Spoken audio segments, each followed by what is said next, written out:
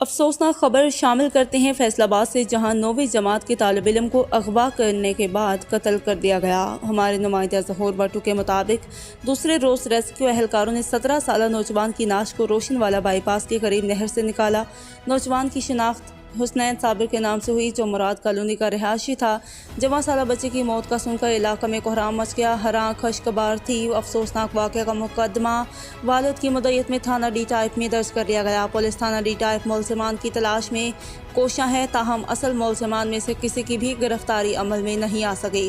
مقتول حسنین کے والد کے مطابق شک کی بنا پر پولیس نے حسنین کے کچھ دوستوں کو پکڑا، جن میں سے کچھ کو رہا کر دیا گیا، جبکہ 2 کے قریب ابھی پولیس کی حراست میں ہیں، جن سے تفتیش جاری ہے۔ مقتول کے والد کا پولیس کے ارباب اختیار سے جدید وسائل بروئے کار لاتے ہوئے بیٹے کے قاتلوں کی جلد گرفتاری اور نشان عبرت بنانے کا مطالبہ۔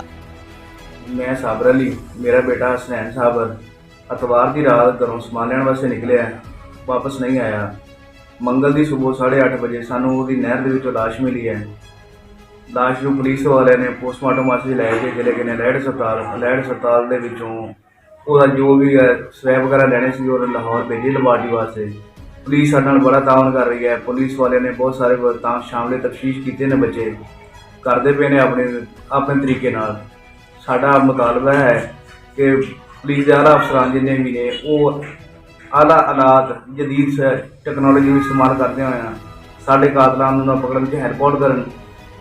ਤੇ ਸਾਡੀ ਵਜ਼ੀਰ ਪੰਜਾਬ ਵਜ਼ੀਰ ਆਜ਼ਮ ਨਾਲ ਗੁਜ਼ਾਰਿਸ਼ ਹੈ ਕਿ ਸਾਨੂੰ ਸਾਡੇ ਕਾਤਲਾਂ ਨੂੰ ਪਕੜਾਉਣ ਦੇ ਵਿੱਚ ਹੈਲਪ ਆਊਟ ਕਰਨ ਤੇ ਉਹਨਾਂ ਨੂੰ ਉਹਦੇ ਅੰਜਾਮ ਤੱਕ ਪਹੁੰਚਾਉਣ, ਤਾਂ ਕਿ ਕਿਸੇ ਹੋਰ ਬੱਚੇ ਨਾਲ ਇਹ ਸਾਨਿਆ ਨਾ ਹੋ ਸਕੇ।